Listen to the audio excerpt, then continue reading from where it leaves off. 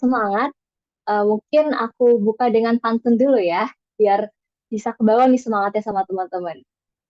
Boleh dong teman-teman dibantu jawab cakep ya di kolom chat Zoom. Oke, udah siap ya teman-teman? Aku mulai nih. Badan kekar umurnya tua, bawa pacul untuk bertani. Apa kabar hadirin semua? Selamat datang di acara Glitters hari ini. Uh, oke, luar biasa banget ya teman-teman. Oke, mungkin teman-teman bingung ya, apa nih glitters? Jangan-jangan aku masuk ke Zoom meeting yang salah. Nggak, tenang teman-teman. Glitters itu adalah singkatan dari Gerbasi Literasi Leaders, yaitu acara yang dilaksanakan oleh Gerakan Bangkit Literasi atau Gerbasi yang bertujuan untuk memperluas pengetahuan dan juga pemahaman teman-teman tentang pemikiran literasi di kalangan anak muda. Acara ini diharapkan dapat memberikan wawasan baru dan memotivasi aksi nyata dan juga membangun jaringan yang kuat dalam mendukung literasi dan pendidikan di Indonesia. Oke, sebelum kita panas-panas dulu nih dengar-dengar oleh pembicara-pembicara kita, mungkin aku mau buat teman-teman relax dulu kali ya. Aku mau nanya dulu nih teman-teman dari daerah mana aja sih? Kayaknya kemarin aku ngelihat dari para panitia gitu ya, ada bocoran-bocoran ada yang jauh-jauh banget nih ya daerahnya ya. Kebetulan dari Gerbasi itu dari Jakarta gitu. Mungkin teman-teman boleh dong tulis di kolom chat dari kota mana aja nih, boleh dong. Ada yang dari Jakarta mungkin sama kayak Gerbasi, atau ada yang dari sebelahnya tuh dari Tangerang gitu ya.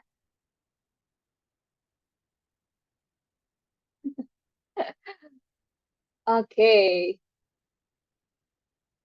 ada yang dari luar Pulau Jawa mungkin, yang dari apa ya, Sukabumi, mungkin Sukabumi, oh dari Jakarta. Oke, oke. Mungkin pada masih malu-malu nih ya. Tapi kata teman-teman dari panitia nih, ternyata banyak banget loh teman-teman dari daerah lain yang ikut acara kita hari ini. Berarti ini pas banget nih wadahnya untuk teman-teman, para pemimpin, para penggerak literasi berkumpul ya. Oke, dan aku mau mengapresiasi nih teman-teman nih, mungkin hari Jumat ini waktunya buat agak santai dulu ya sebelum weekend gitu. Tapi teman-teman pulang-pulang, mungkin pulang kerja atau pulang kuliah, langsung kita buka laptop, mendengarkan seminar ya atau acara berbasis literasi leaders hari ini. Wah, keren banget sih teman-teman. Boleh dong tepuk tangannya ya, pakai emoticon ya.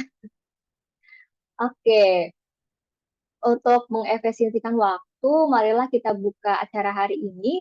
Tapi sebelumnya izinkan aku untuk memaparkan sedikit gambaran mengenai acara kita pada malam. Oke, yang pertama akan ada pembukaan, kemudian kita akan langsung masuk ke sesi materi yang pertama, lalu kita akan ada sesi tanya jawab yang pertama, kemudian nanti akan ada ice breaking atau mini games, lalu dilanjutkan dengan materi kedua dan Q&A sesi kedua, lalu nanti diakhiri dengan foto dan penutupan. Seperti itu. Oke, baik, pada kesempatan ini tentunya sudah hadir ya pembicara-pembicara luar biasa dari berbagai gerakan nih teman-teman yang akan memaparkan presentasinya, yang akan memaparkan materinya pada hari ini. Yaitu yang pertama ada Kak Putra Amin selaku Ketua dari Gerakan Bangkit Literasi dan ada Kak Yogi Fahmi Oktavian selaku Koordinator Turun Tangan Jakarta. Oke, mari kita sapa pembicara kita dulu ya hari ini. Ada Kak Putra dan Kak Yogi. Halo, selamat malam kakak-kakak semua. Suara saya Halo, kedengeran, suaranya jelas.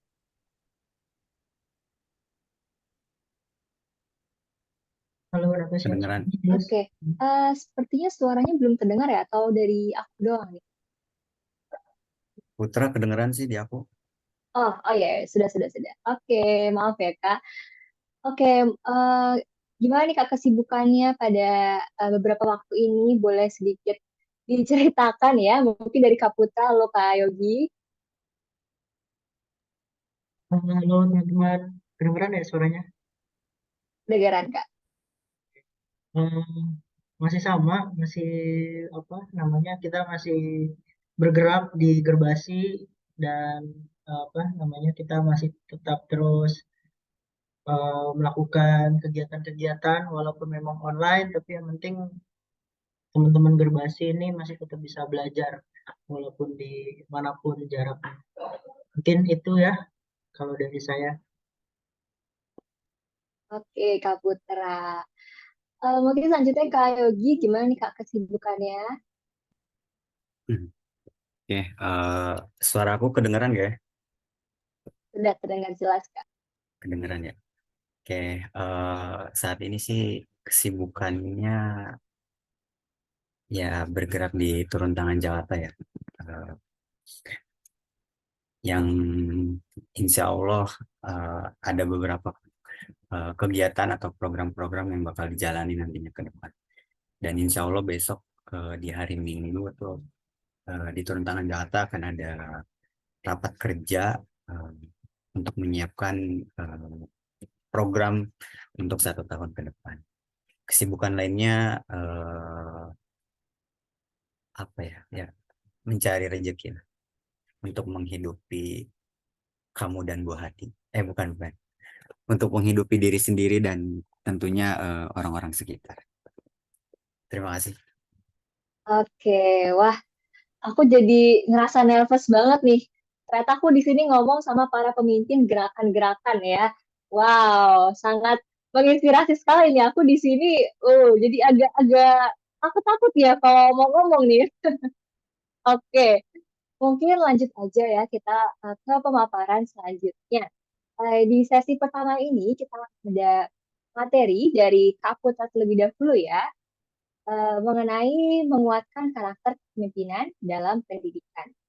Nah, untuk latar belakang dari materinya adalah karena pendidikan sendiri memiliki peran yang tak tergantikan dalam membentuk individu, termasuk karakter kepemimpinan.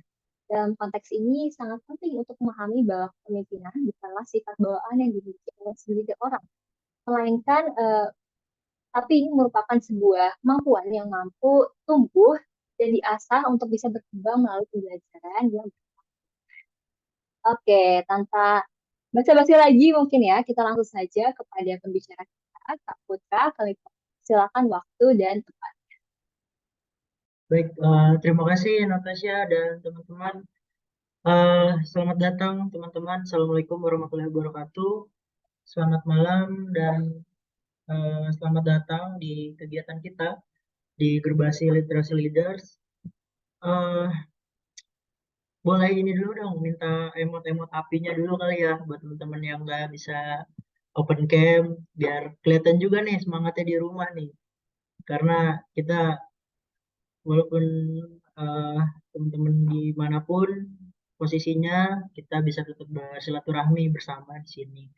Karena yang daftar itu tadi sama yang disampaikan oleh Kak Caca atau moderator, ada yang dari Banjarmasin, bahkan ada Kak Dia, ada dari Kak Dastini, dari Sumatera Utara. Wah, keren banget sih. Ya, semoga Gerbasi bisa mengekspansi lah di daerah sana. Nanti bisa lah apa komunikasi dengan Gerbasi. Em, Baik, tanpa berlama-lama ya, biar kita bisa langsung masuk kepada substansinya. Saya izin share screen.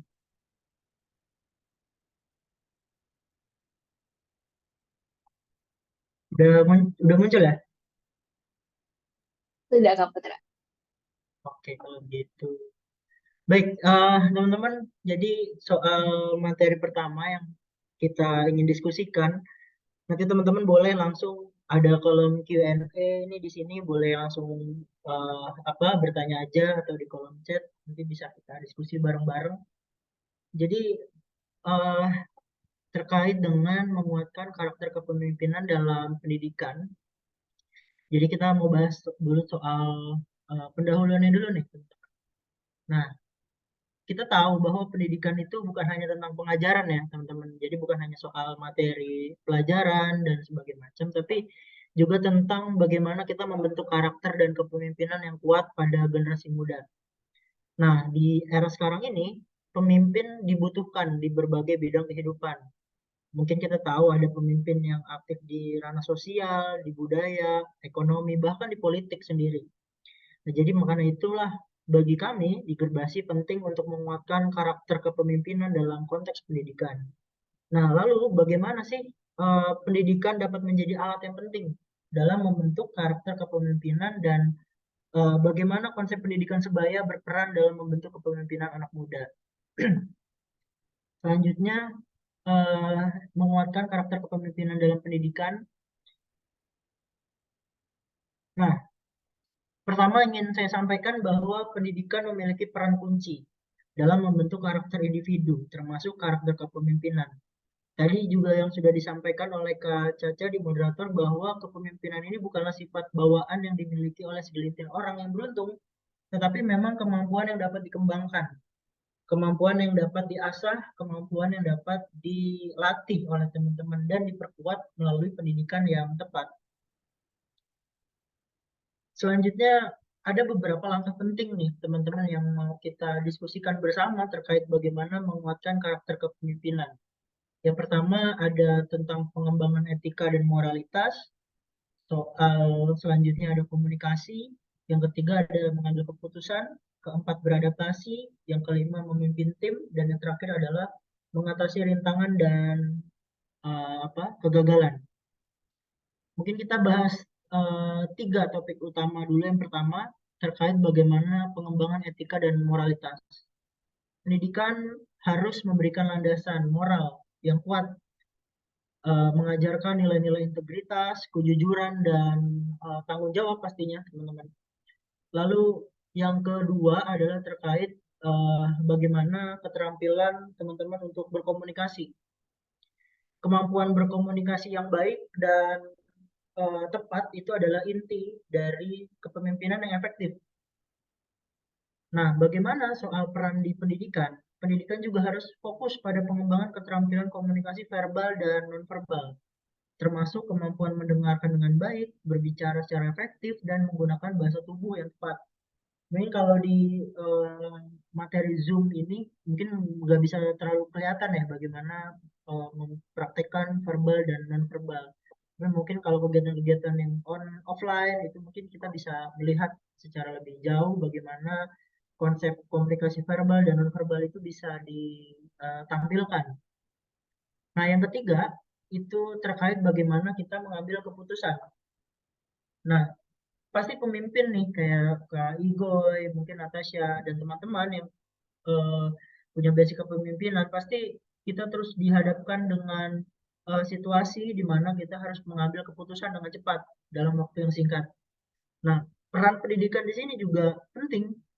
Pendidikan juga harus mengajarkan bagaimana cara mengumpulkan informasi, menganalisis masalah, dan membuat keputusan dengan bijak. Ini juga membantu menjadi pemimpin yang dapat diandalkan dan menghadapi tantangan yang kompleks.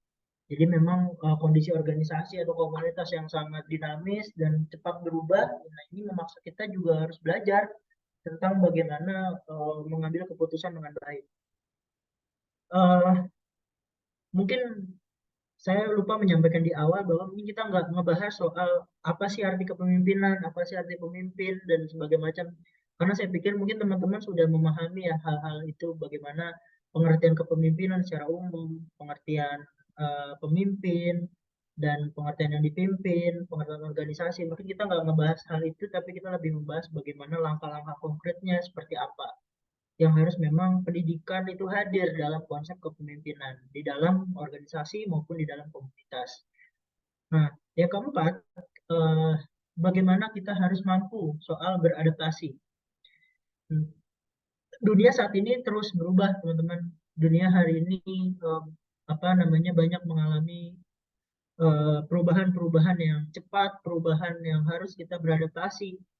Misal saat ini kita dihadapkan dengan perkembangan teknologi dari AI dan sebagainya macam, ya kita juga harus bisa beradaptasi dengan hal itu. Pendidikan harus mampu mengajarkan untuk menjadi fleksibel dan tetap terbuka terhadap perubahan. Mereka harus diajarkan bagaimana menghadapi ketidakpastian dan mengubah strategi mereka sesuai dengan kebutuhan. Mungkin banyak kisah-kisah pemimpin di daerah, kisah-kisah para pemimpin di negara-negara waktu menghadapi COVID-19, pasti mereka harus bisa mengambil strategi dengan cepat dan tepat ketika kebutuhan-kebutuhan itu harus memang dia laksanakan. Nah, inilah peran juga pendidikan yang penting di dalam sebuah konsep. Dan yang kelima, pastinya adalah kemampuan memimpin tim. Nah, pemimpin di sini juga pastinya tidak bekerja sendiri. Pemimpin tidak bisa membuat pergerakan atau membuat suatu inovasi sendiri. Jadi memang harus pemimpin ini bekerja sama dengan orang lain ataupun anggotanya. Pendidikan harus memberikan kesempatan kepada siswa, kepada anak muda untuk bekerja dalam kelompok dan mengembangkan keterampilan kepemimpinan. Dan yang terakhir adalah mengatasi rintangan dan kegagalan. Pendidikan harus mengajarkan untuk kita tidak pernah takut akan kegagalan dan bagaimana mengatasi kegagalan itu. Pendidikan itu dapat membantu untuk mengembangkan ketahanan mental yang diperlukan untuk menjadi pemimpin yang benar-benar tangguh ketika menghadapi sebuah kegagalan. Pasti pemimpin juga akan diuji dalam sebuah rintangan, diuji dalam kegagalan, diuji dalam sebuah konflik atau masalah. Nah, inilah pentingnya pendidikan hadir dalam memastikan bahwa kita harus menjadi pemimpin yang lebih baik lah ke depan. Nah, selanjutnya adalah, nah ini soal masuk kepada pendidikan sebaya. Pendidikan sebaya atau peer education ini merupakan pendekatan yang efektif, teman-teman, dalam menguatkan karakter kepemimpinan dari anak muda. Pendidikan sebaya adalah metode di mana individu belajar dari teman-teman mereka yang memiliki pengalaman atau pengetahuan yang sama atau serupa.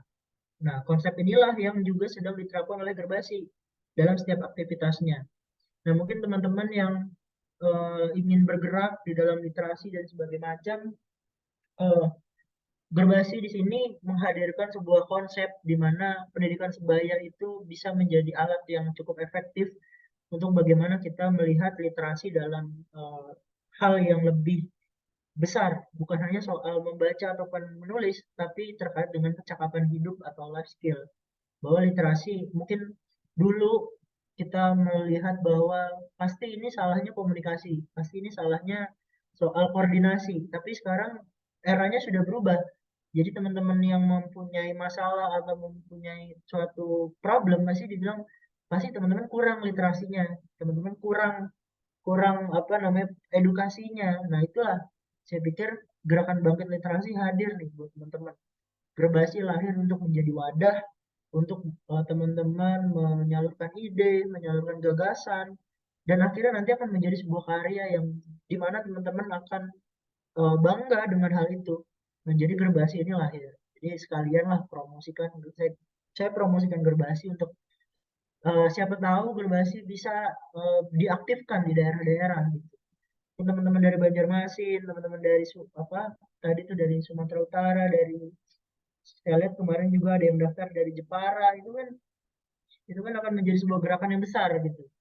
Gerakan bangkit literasi menjadi sebuah hal yang besar, bisa diterapkan di berbagai daerah. Nanti teman-teman bisa komunikasi saja sama melalui platform media sosial, melalui grup, teman-teman boleh berkomunikasi saja hal-hal yang mungkin bisa kita kolaborasikan ke depan. Kenapa sih memang pendidikan sebaya penting? Nah, ini mungkin pembahasan yang terakhir ya, teman-teman. Pendidikan sebaya penting itu karena pertama keakraban. Saya menyadari bahwa sampai saat ini saya dibentuk oleh lingkungan saya sendiri, yaitu lingkungan teman-teman sebaya saya sendiri. Jadi ketika lingkungan saya positif, lingkungan saya baik, dan lingkungan saya sangat lebih positif ya. Jadi saya juga akan mengikut dengan alur lingkungan tersebut. Jadi Gerbasi kenapa mengambil konsep besar itu pendidikan sebaya, ya seperti hal ini.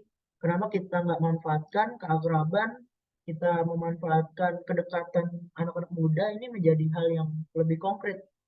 Karena biasanya eh, obrolan-obrolan ataupun nasihat dari teman sebaya ini lebih bisa didengar dibanding orang-orang yang lebih dewasa. Bukan berarti kita menghilangkan peran orang dewasa, tapi lebih kepada menyerap apa yang didapat lalu kita diskusikan bersama di lingkungan kita. Lalu yang kedua soal inspirasi. Nah, suksesnya teman sebaya bisa menjadi inspirasi, bisa memotivasi anak muda untuk mengembangkan karakter kepemimpinan mereka. Yang ketiga adalah pengalaman nyata.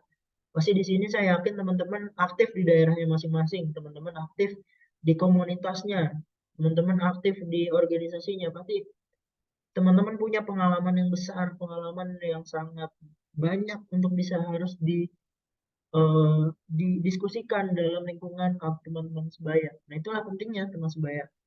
Anak muda bisa belajar dari pengalaman sesama, termasuk kisah berhasil maupun kegagalan, supaya bisa sama-sama belajar.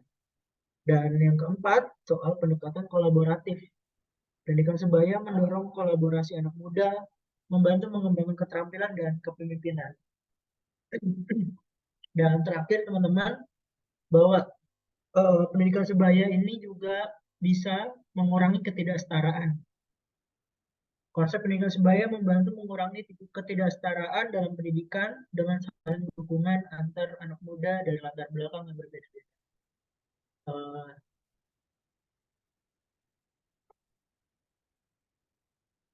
Baik. Nah, itu mungkin yang terakhir ya, karena saya pengen lebih bisa berdiskusi dengan teman-teman, bisa saling sharing dengan teman-teman bagaimana terkait dengan kepemimpinan teman-teman oleh anak-anak muda. Mungkin itu saja dari saya.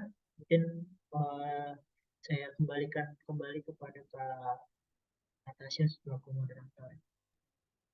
Wah, terima kasih banyak Kak Putra. Luar biasa sekali ya pemaparannya. Ini sangat ini ya mengubah sekali topik ini. Kayaknya nanti banyak banget nih pertanyaan yang masuk ya karena bisa jadi bahan diskusi kita nih buat sesi tanya jawab nanti. Oke, mungkin teman-teman pasti banyak banget nih ya yang masih mau ditanyakan ya kepada pembicara kita Kak Putra. Boleh bagi teman-teman yang mau bertanya, silakan bisa menggunakan raise hand lalu nanti open mic atau juga bisa melalui fitur Q&A atau kolom chat ya. Sesuka teman-teman aja nih.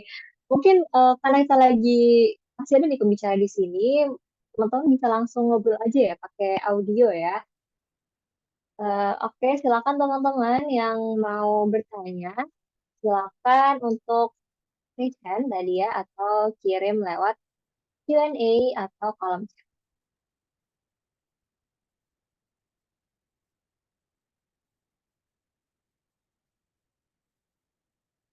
Oke. Ya nih teman-teman boleh.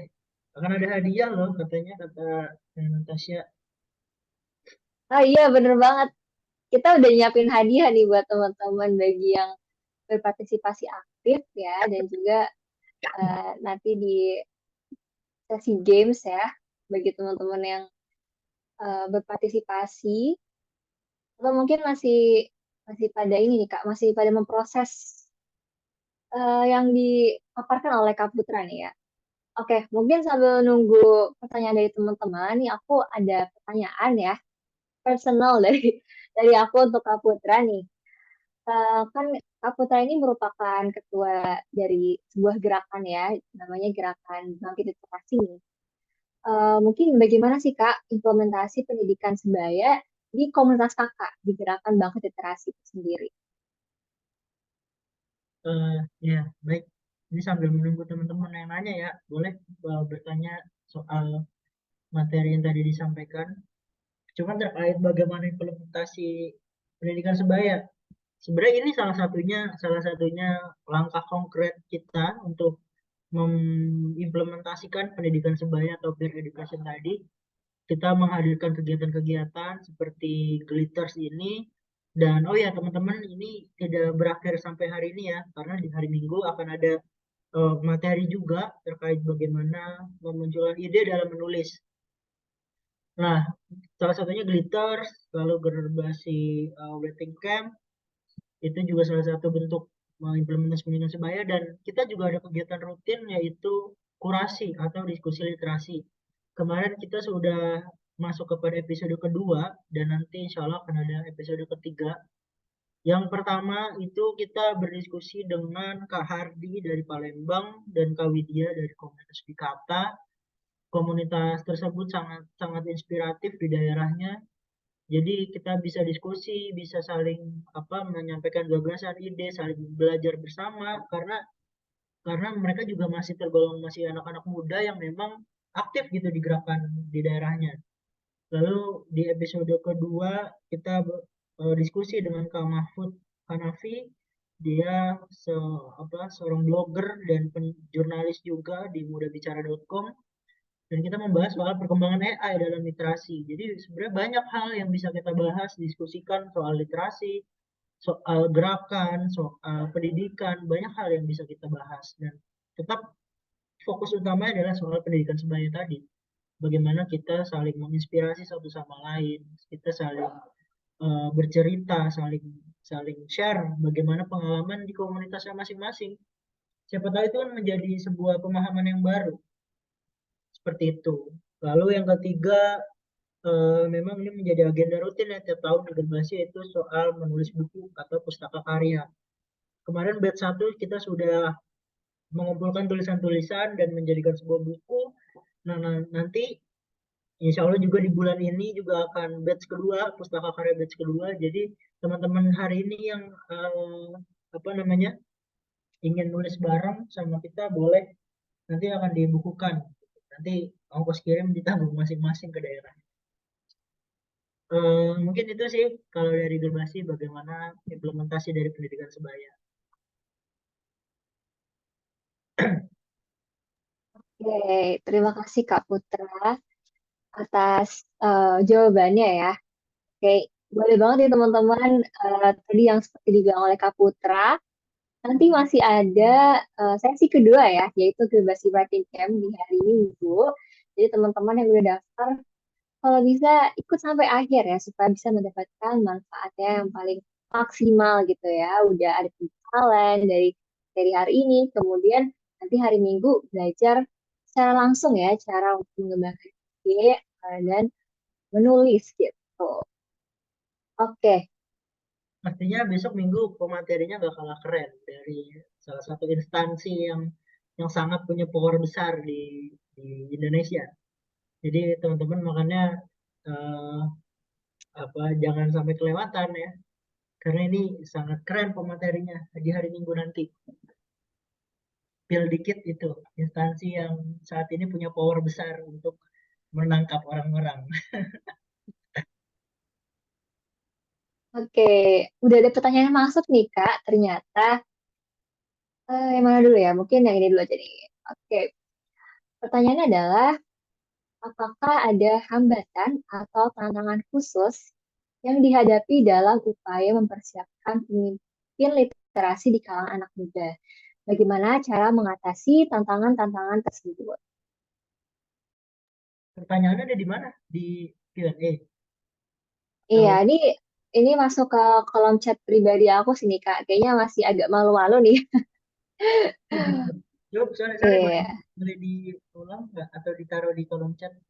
Oke, sebentar. Pertanyaan ini sambil aku bacain ya. Apakah ada hambatan atau tantangan khusus yang dihadapi dalam upaya mempersiapkan pemimpin literasi di kalangan anak muda? Dan bagaimana sih Kak cara mengatasi tantangan tersebut? Eh, Teman-teman, kalau tadi menyimak bahwa soal tantangan di dalam sebuah gerakan ya, dalam soal rintangan atau kegagalan pasti pasti ada sih. Yang paling utama itu adalah mengajak orang-orang bergerak, itu masih menjadi tantangan sih kalau dari soal pemimpin.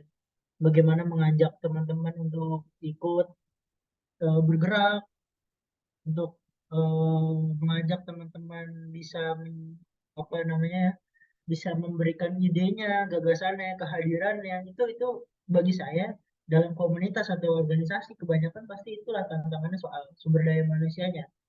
Jadi makanya eh, pertama soal SDM bagaimana menyikapinya dari pemimpin ya, kalau dari saya pasti paling utama adalah ya sabar-sabar. Tetap harus bersabar dengan hal itu.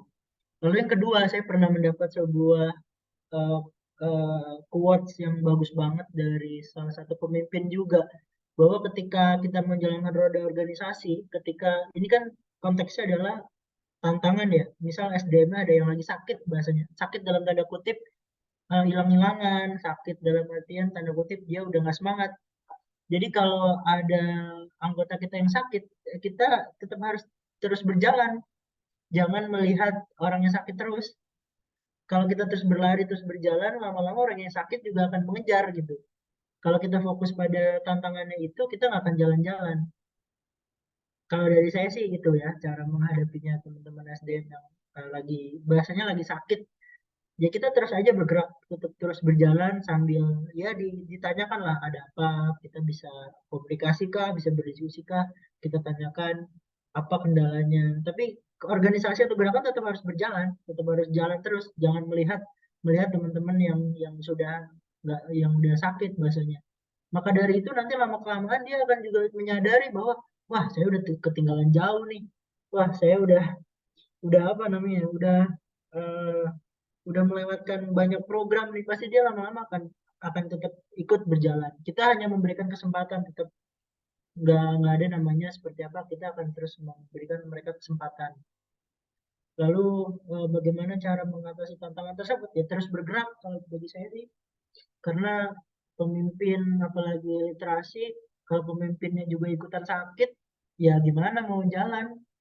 Kalau saya pikir sedarah-darahnya pemimpin, secapek-capek pemimpin, ya tetap dia harus menjadi sosok yang bisa terus bergerak, bisa terus menginspirasi, dan bisa terus memberikan motivasi kepada teman-teman.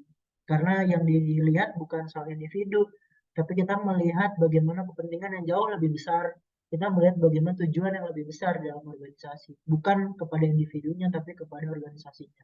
Mungkin ini bisa juga dipahami oleh teman-teman yang sekarang menjadi anggota sebuah komunitas atau gerakan.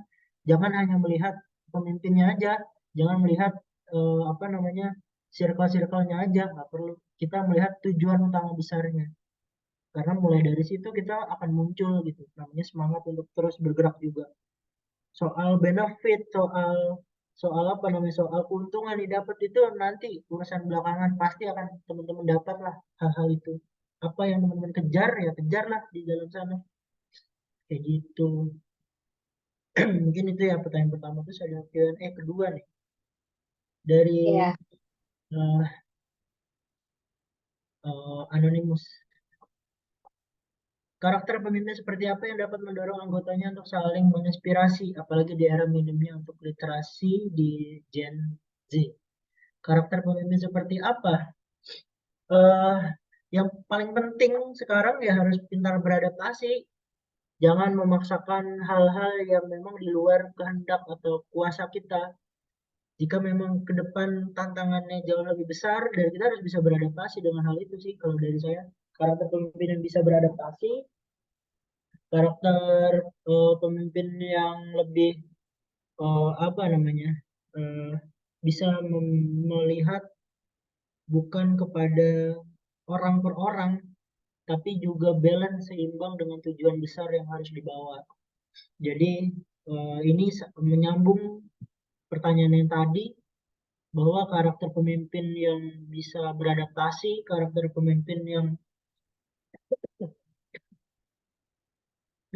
bisa tetap bergerak, bisa tetap semangat walaupun di berdarah-darah, ya itu harus tetap jalan untuk saling bisa menjadi inspirasi ke teman-teman yang lain. Karena saya pikir ya sama ya, kita semua lagi di Gen Z. Gen Z kan karakternya dikit-dikit mental, dikit-dikit ini ya sama. Saya juga pasti memperhatikan kesehatan mental, kesehatan ini dan sebagainya macam. Tapi kalau saya pribadi, ketika melihat ini ya, melihat senior-senior di atas, mereka pun mempunyai pemikiran yang cukup ini ya kepada kita, kepada anak muda, bahwa ya dikit-dikit mental, dikit-dikit ini. Kalau dari saya bisa ini sih, bisa seimbang, mau memposisikan hal itu kepada orang-orang yang bisa dibilang besar gitu. Walaupun anak muda dicap udah kayak gitu, dikit-dikit ngeluh, dikit-dikit ini, ya sebisa mungkin kita bisa buktikan lah bahwa di karakter Gen Z nggak hanya soal soal ngeluh atau dikit-dikit healing, dikit-dikit mental, tapi ada ada fase-fase di mana ya kita harus menunjukkan hal-hal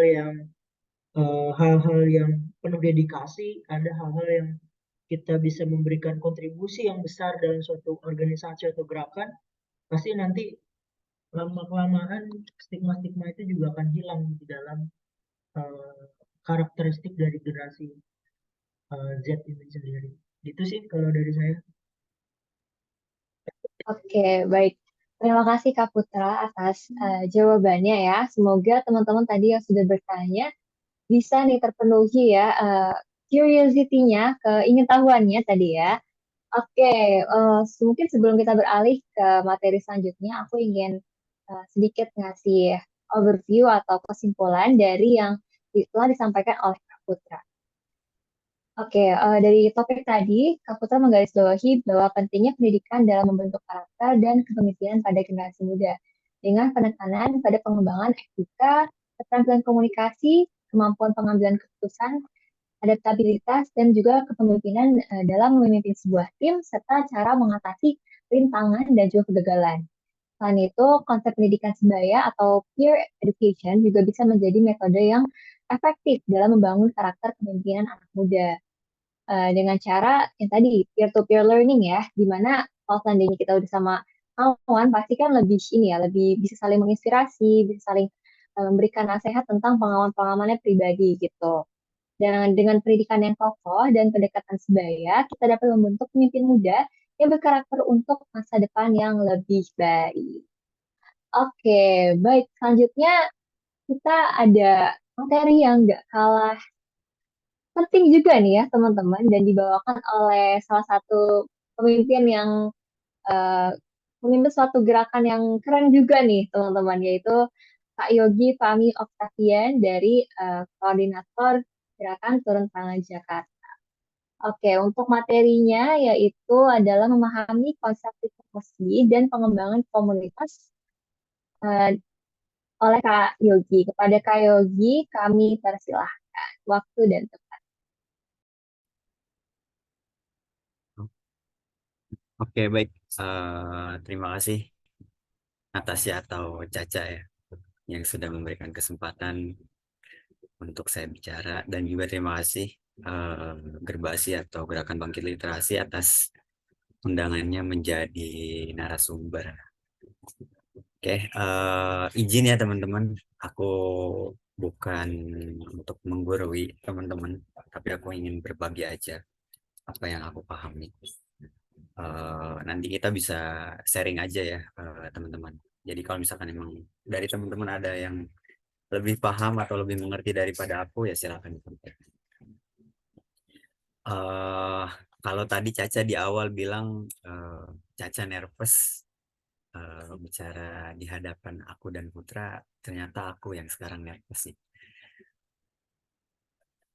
eh aku, oh ya teman-teman, yang perlu teman-teman ketahui, aku adalah bagian dari Gerbasi juga ya. Eh, Bagian dari Gerbasi juga, dari awal Gerbasi dibangun, aku bersama teman-teman yang lain, bersama Caca, Putra, dan teman-teman yang lainnya, kita coba bangun Gerbasi, dan alhamdulillah saat ini Gerbasi juga yang menghantarkan aku bisa menjadi pemimpin di komunitas atau di Turun Tangan Jakarta. Dan sebenarnya Gerbasi ini masih bagian dari Turun Tangan Jakarta juga. Ya, itu intermezzo aja teman-teman. Oke, aku izin share screen ya, teman-teman.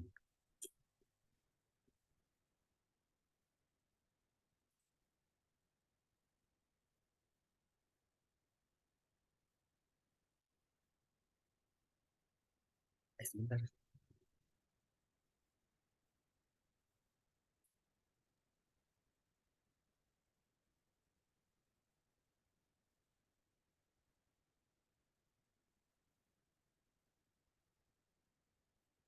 Oke, udah kelihatan teman-teman? Tidak terlihat. Oke, baik.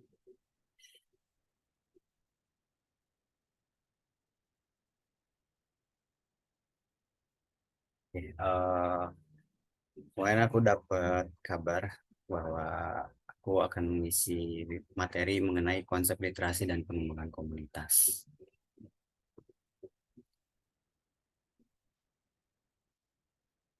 Nah, jadi nanti ada 4 poin yang bakal aku sampaikan ke teman-teman semuanya.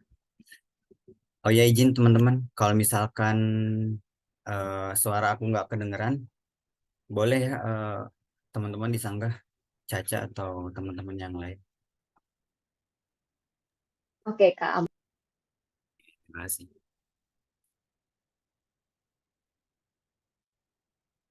Oke, literasi. Apa sih yang teman-teman tahu soal literasi? Ada yang bisa bantu jawab atau ada yang mau bantu jawab? Silahkan.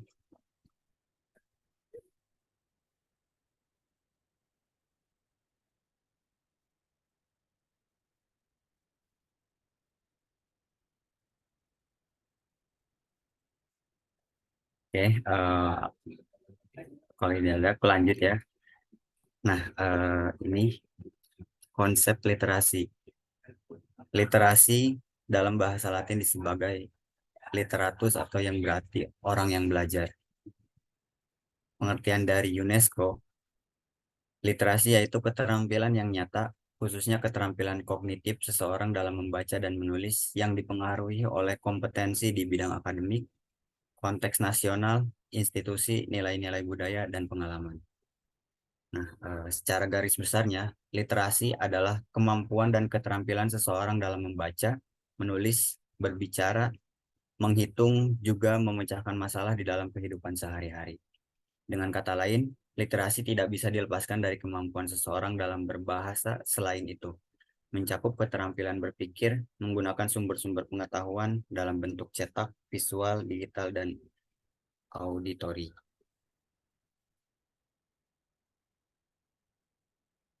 Next, literasi komunitas. Komunitas literasi adalah suatu gerakan yang diinisiasi untuk mewujudkan ekosistem literasi di masyarakat melalui berbagai kegiatan kerelawanan. Komunitas literasi dapat menjadi pemantik dalam menumbuhkan potensi-potensi masyarakat. Upaya menumbuhkan kemampuan literasi dapat dilakukan dengan berbagai cara. Salah satu upaya dalam membumikan pentingnya keterampilan literasi dalam kehidupan masyarakat adalah dengan ketersediaan wadah belajar yang dapat dioptimalkan. Nah, di sini Gerbasi salah satu contoh wadah atau komunitas untuk kita mewujudkan ekosistem literasi atau meningkatkan literasi di masyarakat karena Gerbasi sendiri memiliki tujuan untuk meningkatkan literasi di masyarakat. Next, peran penting pemimpin. Peran penting dari keberadaan komunitas adalah tentang penyediaan dukungan, mempromosikan, dan menciptakan ekosistem literasi yang membuka selebar-lebarnya pertukaran ide dan refleksi. Menjadikan komunitas sebagai wadah yang mendorong partisipasi aktif dan kolaboratif, serta membuka kesempatan seluas-luasnya bagi